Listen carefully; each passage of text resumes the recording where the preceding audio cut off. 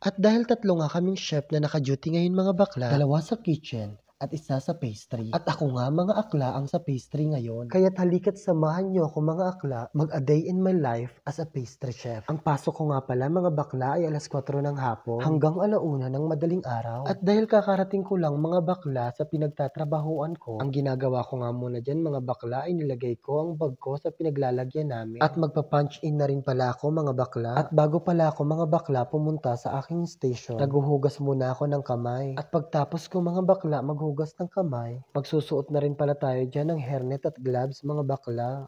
At ang pinaka-importante sa lahat mga bakla ay ang mask. Ang ginagawa ko nga pala dyan mga bakla kapag andyan na ako sa station ko, ay inaayos ko mga display at nilalagyan ko ng mga prutas mga akla. Shoot mga bakla, kapag hindi mo kasi yan nilagyan, baka pagalitan ako ng manager namin. Kasi ang gusto daw niya lagi mga bakla ay fresh. Sabi ko naman kasi sa kanya mga bakla, ako na lang ang i-display kasi fresh. Shoot mga bakla, yan pala na nasa likod ko ay si Ago. Taga Indonesia pala siya mga bakla. Araw-araw pala mga bakla, ganito ang ginagawa ko. Iisa-isahin ko ang mga cake at lalagyan ko ng mga decoration. Yun kasi mga bakla ang gusto ng manager namin. Sa totoo lang mga bakla, mas maganda talaga ang may design. Kahit di naman ako mga bakla, kapag nakita ko maganda ang decoration ng cake, mapapabili talaga ako ng bonggang-bongga. Yan lang kasi mga bakla ang pambudol natin sa mga customer. Dapat mas maganda ang design, mas mabenta. At ang pinaka-importante sa lahat, masarap ang cake. Sa totoo lang mga bakla, hindi talaga ako nakapwesto dito sa pastry. Unang pagpasok ko dito mga bakla ay nakapwesto ako sa kitchen, sa salad at sa backup station. Sa totoo lang mga bakla, sa unang pagpasok mo sa kitchen ay napakahirap talaga. Kahit naman sino mga bakla ay nahirapan sa una. Pero eka nga nila mga bakla, kapag gusto mo ang ginagawa mo ay matututo ka. At next station ko naman mga bakla ay main dish. Sa main dish naman mga bakla ay napakahirap ng ginagawa. At dahil gusto ko nga mga bakla ang ginagawa ko, pinag-aralan ko talaga siya ng maigi. At dahil nga natuto na ako sa main dish, lumipat naman ako sa burger station. Sa burger station naman mga bakla ay napakadali lang ng ginagawa.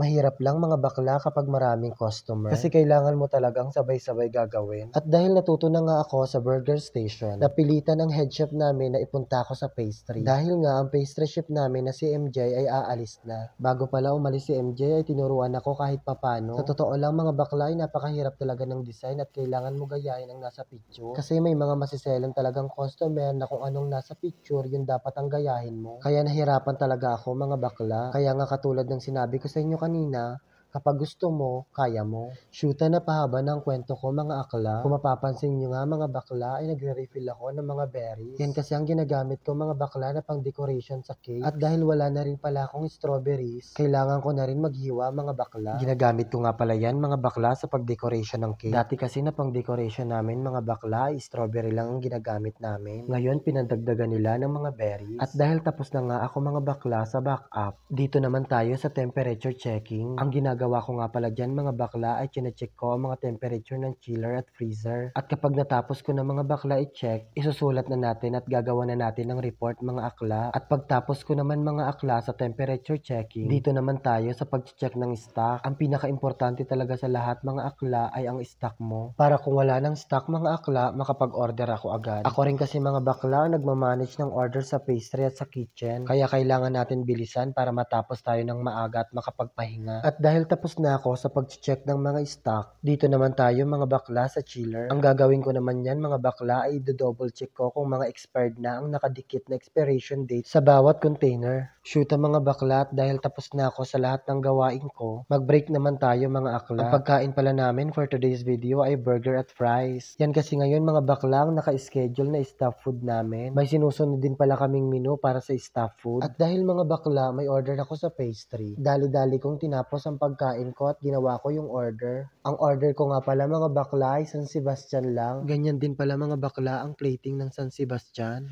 Shoota mga akla, kailangan talaga natin lagyan ng mint leaves para mas bongga. Ang San Sebastian pala mga bakla ay may kasamang chocolate sauce. Yan yung ibubuhos mo kapag kakainin mo na shoota. Yung ibang order pala mga bakla, hindi ko na nabidyohan kasi napakarami na nun. Baka kasi magalit ng head chef namin kapag nag-video pa ako. Kaya hindi ko na nabidyohan ang iba kong mga ginawa. Kaya mga bakla, hanggang dito na lang muna.